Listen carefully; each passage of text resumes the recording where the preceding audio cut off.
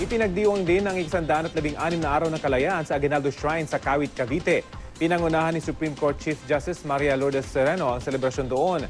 Ang mainit na balita, hatid ni Claire Delfin. Pinangunahan ni Chief Justice Maria Lourdes Sereno ang pagtataas ng watawat ng Pilipinas sa Aguinaldo Shrine sa Kawit, Cavite. Iwinagayway rito ang watawat ng Pilipinas nang iproklama ni General Emilio Aguinaldo ang kalayaan ng bansa noong 1898.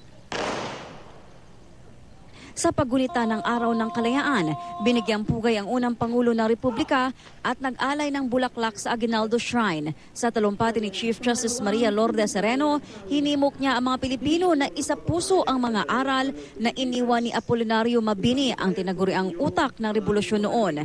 Si Mabini kasi ang nanguna sa pagbalangkas ng saligang batas para sa isang republika at ang mga ordinansa para sa revolusyon. Ang mga batas at panununtunan agad ang pinagpagura ni Mabini dahil alam niyang walang patutunguhan ang pagkilos ng bayan kung walang balangkas na aakay dito sa tamang direksyon.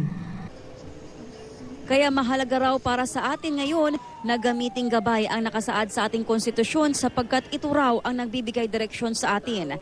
Ayon din kay Sereno, hindi ginagarantiya ng kalayaan ang kaginhawaan ng sambayanan.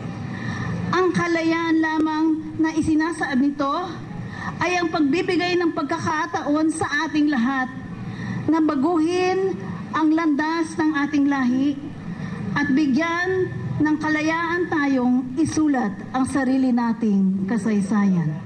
Ipagpatuloy po natin ang ating pakikialam sa suliranin ng bayan. Maging mapanuri po tayo at higit sa lahat, kapit-bisig po tayo sa pag-aayos ng bayan para sama-sama rin nating matamasa ang tunay na biyaya ng kalayaan. Claire Delfin, GMA News.